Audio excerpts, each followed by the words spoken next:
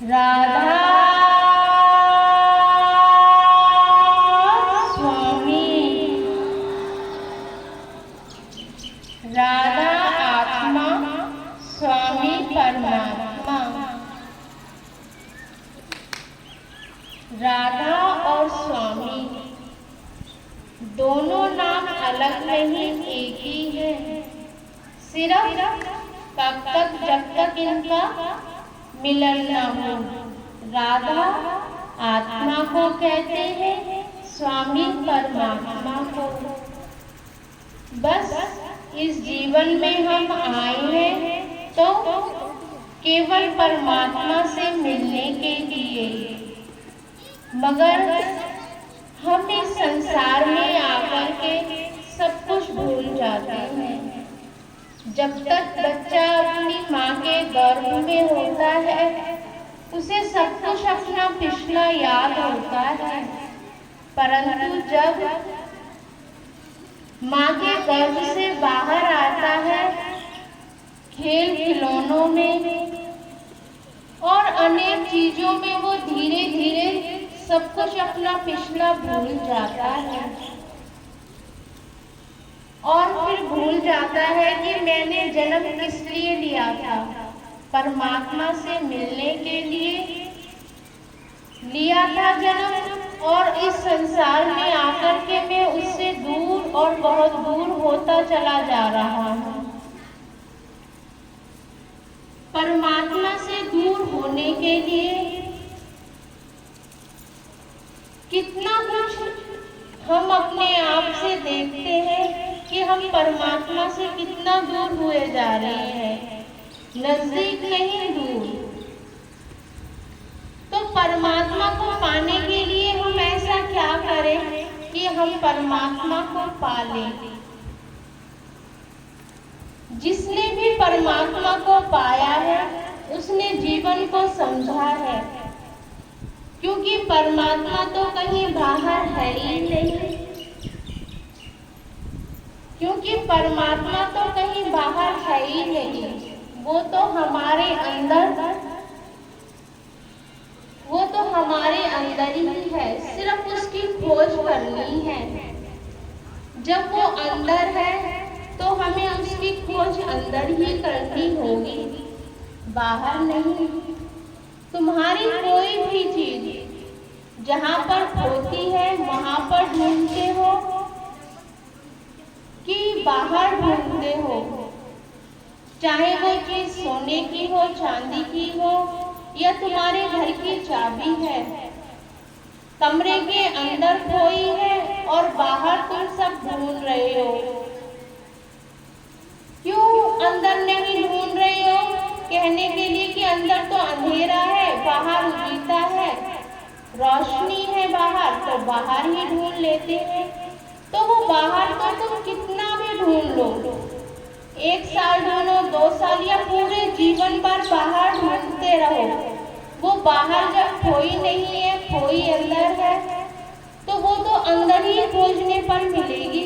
तो हम कौन सी प्रक्रिया कर रहे हैं? केवल समय बिता रहे हैं कि खोज भी रहे हैं, मगर सही जगह पर नहीं, बाहर।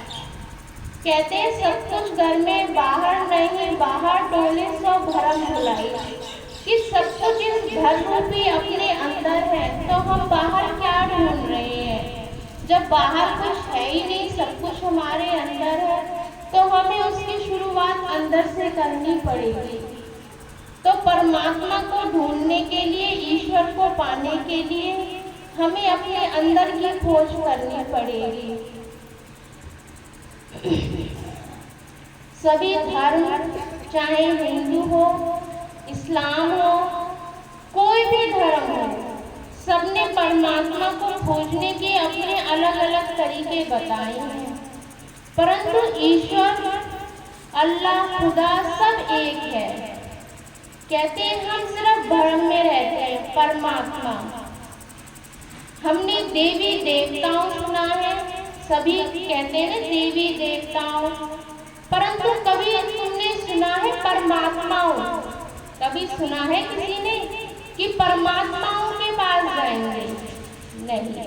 देवी देवताओं के पास तो जाएंगे क्योंकि देवी देवता बहुत हैं, मगर परमात्माओं कोई नहीं कहता, ये हम जानते हैं। सिर्फ परमात्मा सिंगुलर, एक वचन, सिर्फ परमात्मा एक है।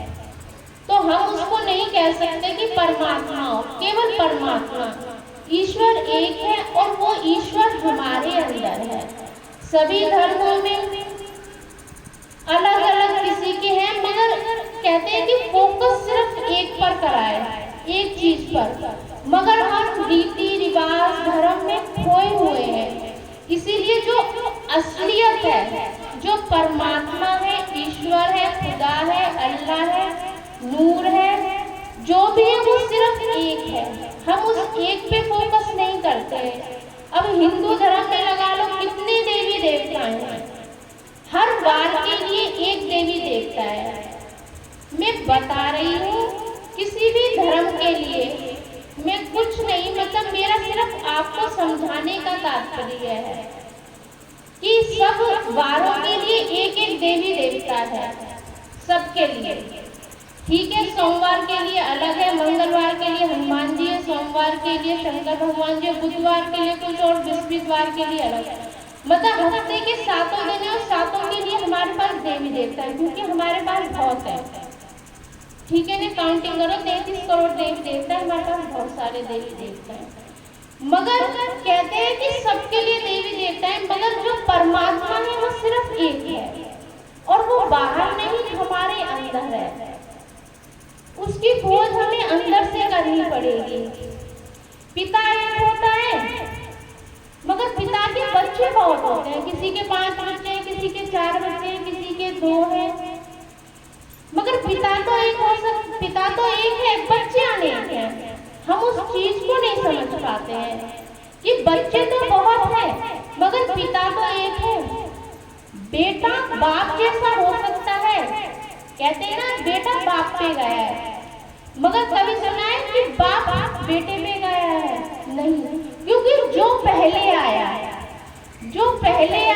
उसको हम संबोधन करते हैं, उसको हम संबोधित करते हैं कि वो इसके जैसा जो पहले आया। इसीलिए कहते हैं कि बेटा पिता जैसा है, कभी नहीं कहते कि पिता बेटे जैसा है जो पहले आया। तो उस चीज को सिर्फ मैं आपको समझाने की कोशिश कर रही हूँ कि मैं सत्संग के माध्यम से आपको क्या बताना चाहती हूँ। किसी भी धर्म के लिए कुछ नहीं कहना चाहती, क्योंकि हर एक धर्म की अपनी अपनी मान्यताएं हैं। हिंदू धर्म की अलग है, ईसाई धर्म की अलग है, मगर सोचो कि सब वो देवी देवता भी सिर्फ एक को इंडिकेट करते हैं, सिर्फ एक पे फोकस करते हैं, मगर हम समझ नहीं पाते हैं। सबको पता है, सब कहते हैं देवों के देव महादेव, सबको पता है। जितने भी ग्रंथ गीता और रामायण भागवत पढ़ा है, सबने कहा है देवों का देव महादेव, कहते हैं ना। मगर कभी सुना है कि ये भी कह दो कि महादेव समाधि में लीन है, महादेव समाधि में लीन है। देवों का देव तो महादेव, परंतु वो भी समाधि में लीन है। तो वो किसकी समाधि में लीन है? हम आत्मा करते हैं तो हम किसी की आराधना करते हैं, तो वो देवों का देव तो हमने बता दिया महादेव, यानी कि सब में बड़े महादेव, परंतु हमने ही कहा है कि वो समाधि में लीन है। तो वो किसकी आराधना कर रहे हैं, वो किसकी पूजा कर रहे हैं, किसकी कर रहे हैं? तो वो भी तो अपने ऊपर कुछ और होए, तो वो ईश्वर की, उस परमात्मा की वो भी आराधना में लीन है। कहते हैं कि हनुमान ने तो राम की करी, राम ने शिव की करी, मगर शिव भी समाधि में लीन है। तो शिव जी ने किसकी समाधि में लीन है, किसकी पूजा कर रहे हैं? तो जो वो ईश्वर है ना, वो सबके अंदर है। तो वो ईश्वर जो देवों के देव महादेव है, वो भी समाधि में लीन है। कहते हैं शंकर और शिव दोनों नाम एक है, मगर कहते हैं कि जो लिंग की स्थापना हुई है वो उसका कोई आकार नहीं है, सिर्फ वो एक है। कहते हैं जो भी शंकर भगवान ने अमरनाथ की कथा सुनाई, अमरनाथ की कथा सुनाई पार्वती को, तो वो अमरनाथ कौन है? जिसको सुनकर के वो अमर हो गए, अमरनाथ।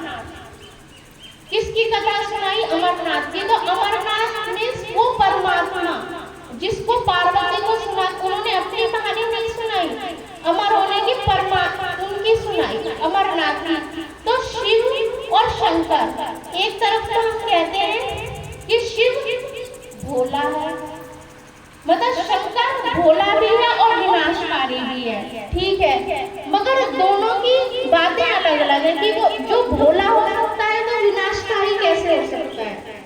भोला तो भोला ही रहेगा, एक आदमी चालाक भी हो सकता है और बुद्धू भी हो सकता है, ऐसा तो कोई नहीं कहता ना।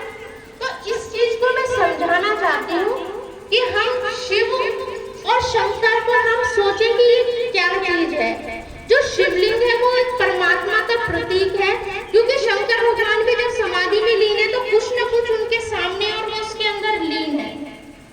तो उस परमात्मा के अंदर ही शंकर लीन है। हम सब ने कह दिया देवों के देव महादेव, परंतु वो देवों के देव महादेव भी किसी के अंदर लीन है, तो वो उस ईश्वर के अंदर लीन है।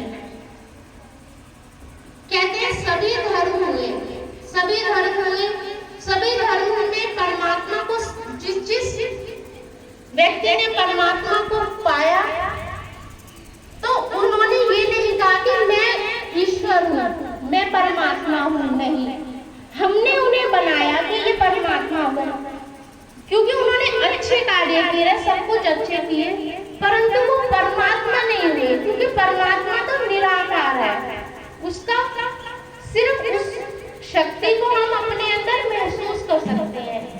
शंकर की आकृति है, सबकी आकृति है, हमारे देवी देवताओं की। एक के हाथ में धनुष दे दिया तो वो राम बन गए, मगर उन्हीं के हाथों में फिर दूसरे जन्म में उनको मुरली दे दी तो वो क्या बने? कृष्ण भगवान बन गए। मगर आत्मा तो एक है, सिर्फ क्या चोला बदल गया, साड़ी पहन ली, और अगर हमने सूट पहन के बुर्का पहन लिया तो हम मुसलमान बन गए, साड़ी पहन ली तो हम हिंदू बन गए, अगर सर पे पगड़ी लगा ली तो हम सरदार बन गए। क्या सिर्फ चोला बदला, परंतु आत्मा तो वही रही एक। जिस चीज को मैं आपको समझाना चाह रही हूँ सिर्फ उसके ऊपर ध्यान दो कि मैं आपको सिर्फ परमात्मा के बारे में समझाना चाह रही हूँ कि जो कि हमारे अंदर है। बौद्ध धर्म में महात्मा बुद्ध को जब जिज्ञासा हुई कि परमात्मा को मुझे पाना है, उन्होंने घर छोड़ा, जंगलों में गए, तपस्या की। जब उन्हें परमात्मा की प्राप्ति हुई, खाना भी छोड़ा था उन्होंने, मतलब हर चीज उन्होंने छोड़ कर देखी कि परमात्मा शायद मुझे इससे प्राप्त होंगे। परंतु कहते हैं ना कि कभी कभी बच्चे की बात या कभी किसी बड़े की बात हम जरा हमारे अंदर वो गहन कर जाती है। जब उन्होंने खाना पीना सब कुछ छोड़ दिया कि परमात्मा शायद मुझे ऐसे प्राप्त होंगे, घर को छोड़ करके जंगलों में जाकर के अलग बैठ करके मैं तपस्या करूंगा, शायद मैं भूखा रहूंगा तो मुझे परमात्मा मिलेंगे, उन्होंने सब कहा। परंतु जब वो एक दिन बैठे हुए थे अपने ध्यान में तो बहुत सी स्त्रियां कहीं से गाना बजा करके आई थी, तो आपस में बात कर रही थी कि ढोलक है, ढोलक को ढीला कर दिया तब भी कोई सुर ताल नहीं आई, जब उसको हमने टाइट कर दिया, ज्यादा उसको कस दिया तब भी उसकी सुर ताल बिगड़ गई। क्योंकि ढोलक का एक मीडियम होना चाहिए कि जिससे ना तो ज्यादा टाइट हो ना ज्यादा ढीली हो, तभी उसकी सुर ताल बैठती है। महात्मा बुद्ध अपनी तपस्या में तो थे, मगर उन स्त्रियों की बात से उनको अपने जीवन में जो भी कुछ वो कर रहे थे उसके बारे में उन्हें एहसास हुआ कि मैं कैसे परमात्मा को पाना चाहता हूँ। क्या भूखा रह के, क्या घर बार को छोड़ के, क्या मैं यहाँ पे जंगलों में तपस्या कर रहा हूँ, इससे मुझे परमात्मा मिलेंगे? नहीं, परमात्मा तो मेरे अंदर है। फिर उन्होंने खाना भी, इससे तो मेरा जीवन जो ये मेरा शरीर है, खाता कौन है? हमारा शरीर खाता है, उसी से ये चलता है। अगर मैं खाना पीना छोड़ दूंगा तो मेरी तो फिर मैं मर ही जाऊंगा, मतलब क्या वो बिल्कुल सुरताल और बिल्कुल ही मैं परमात्मा का भजन नहीं करूंगा तब भी मुझे परमात्मा नहीं मिलेंगे। तब उन्होंने एक माध्यम अपनाया कि मैं खाऊंगा भी और तपस्या भी करूंगा, मैं भूखा नहीं रहूंगा, अपने जो भी मेरे कार्य है वो कार्य करूंगा। तब उन्होंने खाना पीना शुरू करा और उन्होंने जब तपस्या करी तब उन्हें जाकर परमात्मा की प्राप्ति हुई। जब उन्हें परमात्मा की प्राप्ति हुई तब वो भिक्षा लेने के लिए सबसे पहले अपनी पत्नी अपने महल यशोधरा के पास गए। उनकी पत्नी का नाम था यशोधरा। कहते हैं जब पति छोड़कर कोई चला जाए ना, समय कोई भी हो,